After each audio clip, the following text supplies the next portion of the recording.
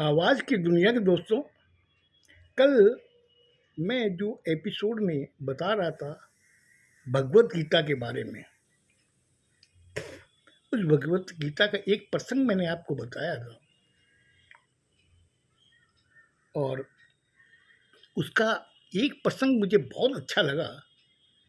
वो क्या था कि जब श्री कृष्ण अर्जुन को कह रहे थे कि तू धनुष बाण उठा, और उठा के सामने जो ये खड़े हैं योद्धा, इससे तुम्हें युद्ध लड़ना है।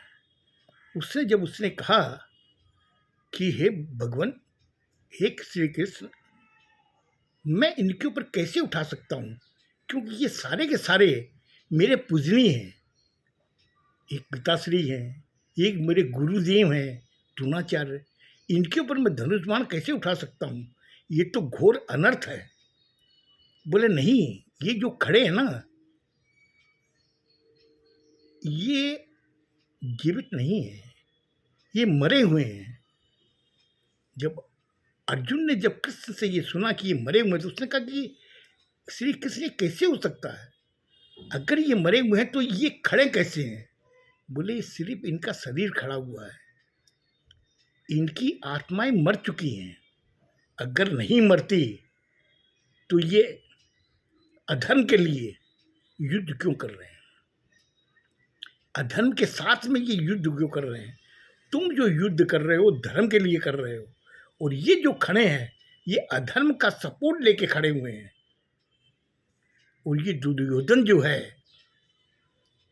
वो इनको कह रहा है कि पांडव को तुम्हें खत्म करना है, और ये बसीभूत होकर अधर्म के सपोर्ट में ये सामने आके खड़े हो गए हैं। तो इसलिए तुम मन में जरा सा भी भय और चिंता और आदर भूल जाओ। इस शरीर को तुम्हें खत्म करना है, क्योंकि आत्माएं इनकी मरी हुई है।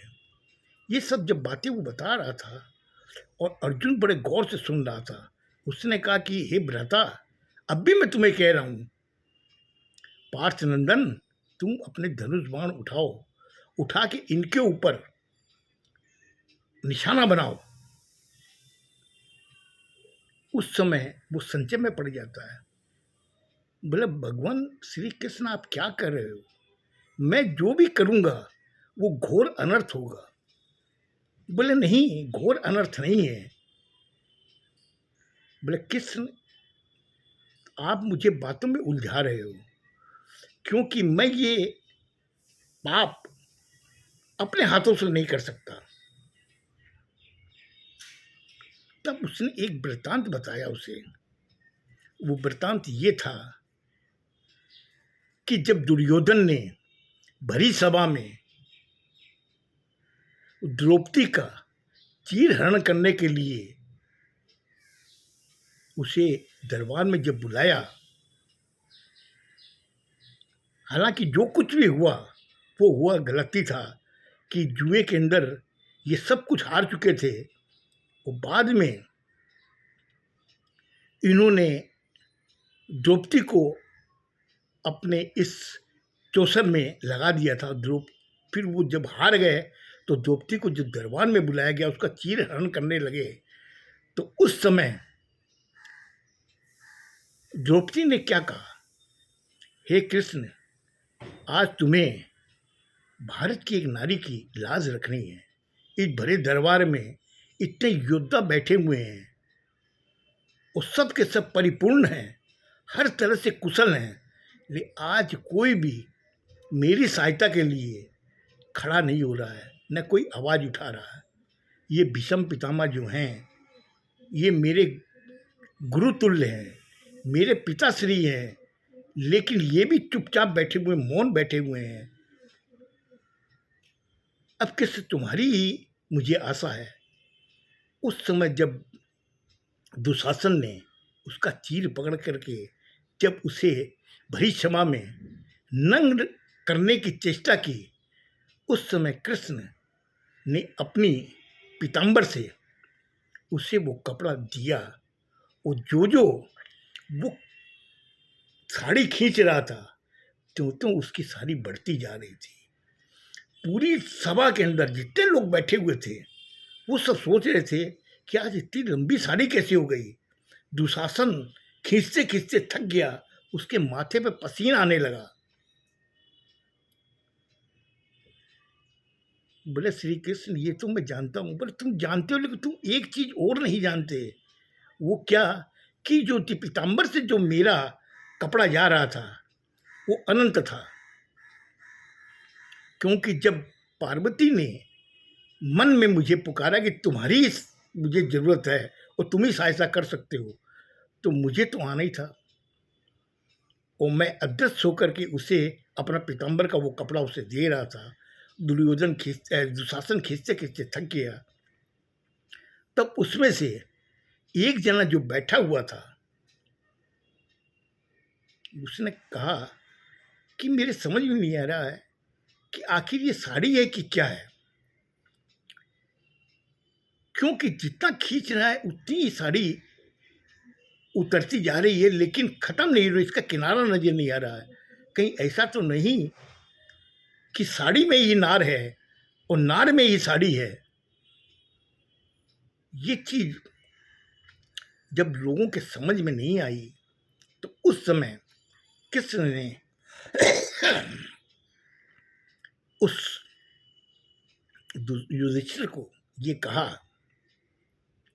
कि युधिष्ठिर तुम धर्म तुम धर्म के जानकार हो और तुमने आज तक अपने जीवन में झूठ नहीं बोला, लेकिन इस समय तुमने भारत की नारी को जो अपने चौसर में लगा दिया, लेकिन मैं तुम लोगों के साथ में हूं, इसलिए इस नारी का अपमान नहीं होगा। अर्जुन ने कहा कि हाँ ये चीज तो मैंने देखी, हम लोग भी आश्चर्यचकित थे कि आखिर क्या बात है कि साड़ी खत्म क्यों नहीं रही, इसका किनारा क्यों नहीं आ रहा है। बोले कृष्ण मैं जब तुम्हें बता रहा हूं कि उस समय मैं वहां अदृश्य खड़ा हुआ अपने पीताम्बर से कपड़ा दे रहा था, तभी तुम नहीं समझे। अरे ये जितने भी वहां सभा में बैठे हुए थे सब ये खुद बैठे हुए थे, लेकिन उनके अंदर पूरा हावी हो रखा था निशाचर। निशाचर जब शरीर पे अपने दिमाग पे हाजिर हो जाता है या हावी हो जाता है, वो धर्म अधर्म सब भूल जाता है। और उसी का मैंने पाठ पढ़ाया इन लोगों को कि देखो तुम जिसे नग्न अवस्था करना चाहते हो, लेकिन वो होगी नहीं, क्योंकि वो धर्म के राह पे चलने वाली नारी है। कृष्ण ने कहा कि आपने तो जो कहा वो तो मैं समझ गया, लेकिन इससे इसका क्या तात्पर्य है युद्ध का? बोले युद्ध का तात्पर्य इसलिए है कि इसने नारी का अपमान किया था और उसके लिए तुम्हें जरा सी भी ग्लानि नहीं है कि आज ये सब सामने तुम्हारे खड़े हुए जो दरबार में उस समय थे, तुम धनुष और बाण उठा और लगा इनमें निशाना, ताकि भविष्य में कभी भी कोई भी इंसान नारी के लिए ऐसा अपमान न कर सके। उस समय थोड़ी सी हिम्मत आई अर्जुन के अंदर। वो जब वो बाण पे तीर लगाया, धनुष पे जब तीर उसने लगाया, तो उस समय तीर जाकर के कृष्ण के कर्ण के रथ के ऊपर लगा। और रथ पे जब लगा तो उस समय वो रथ कम से कम 10 गज पीछे चला गया। कर्ण उस समय उस अवस्था में नहीं था कि अर्जुन उस पर हमला करेगा, लेकिन जब कर्ण ने देखा कि अर्जुन उसके रथ पे हमला कर रहा है, तो उसने एक बाण चलाया अर्जुन के रथ पे। चलाते ही कम से कम 2 गज पीछे चला गया। वो जब 2 गज पीछे चला गया तो उसने कृष्ण वहां बैठा हुआ कहा, वाह वाह कर्ण, किस माँ ने तुम्हें जन्म दिया है, वाकई तू योद्धा है। फिर अर्जुन ने बाण चलाया, चलाया तो कम से कम 15 गज पीछे चला गया कर्ण का रथ। फिर कर्ण ने अपने आप को संभाला और फिर उसने एक बाण अर्जुन के रथ पर चलाया। चाहते ही कम से कम 2 गज पीछे चला गया अर्जुन का रथ। उस समय कृष्ण ने फिर कहा, वाह कर्ण, वाकई तू योद्धा है, तुम्हें वाकई योद्धा के रूप में ही मैंने देखा है और अभी भी मैं देख रहा हूँ, तुम्हारे बाण में इतनी ताकत है। तो उस समय अर्जुन ने कर्ण से पूछा, अर्जुन ने कृष्ण से पूछा, हे कृष्ण, ये आप क्या कर रहे हो? जब बाण चलाता हूँ तो मेरे बाण से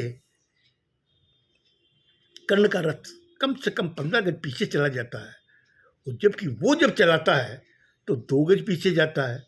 फिर भी आप उसकी प्रशंसा कर रहे हो, और मैं जो 15 गज पीछे ले जाता हूँ उसके रथ को, आप प्रशंसा नहीं करते। उसने कहा कि देख, आज तेरे रथ के ऊपर साक्षात हनुमान जी बैठे हुए हैं, और जो चलाने वाला है रथ को, जो हाँकने वाला सारथी है, वो कृष्ण है। अब इन दोनों की पूरी पृथ्वी का भार जो इस रथ के ऊपर है, उसको उसने 2 गज पीछे ले गया। कितनी उसमें शक्ति उसके बाण में, सोचो।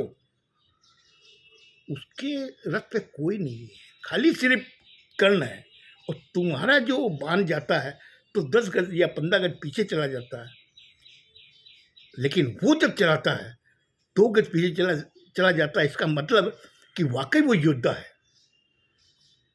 अर्जुन ने कहा कि कृष्ण, फिर तुम मेरी मतलब प्रशंसा न करके मेरी निचाई करने पे लगे हुए हो। बोले, नहीं अर्जुन, पार्थनंदन, मैं तेरी निचाई नहीं कर रहा हूँ। जो चीज़ मैं देख रहा हूँ वही चीज़ मुझे कहनी पड़ रही है, और अब भी मैं कहूँगा कि वाह कर्ण, वाकई तू योद्धा है। मुझे लगता है मैंने आपका ज़्यादा टाइम ले लिया। इसके आगे का वर्णन मैं कल आपको सुनाऊंगा, सुनिएगा, बहुत अच्छा लगेगा, क्योंकि मैं अभी भगवत गीता पढ़ रहा हूँ, और उसमें जो जो विवरण आए हुए हैं वही चीज़ मैं आपके साथ साझा करना चाहता हूँ। सुनिएगा, बहुत अच्छा लगेगा। खुश रहो, स्वस्थ रहो, धन्यवाद।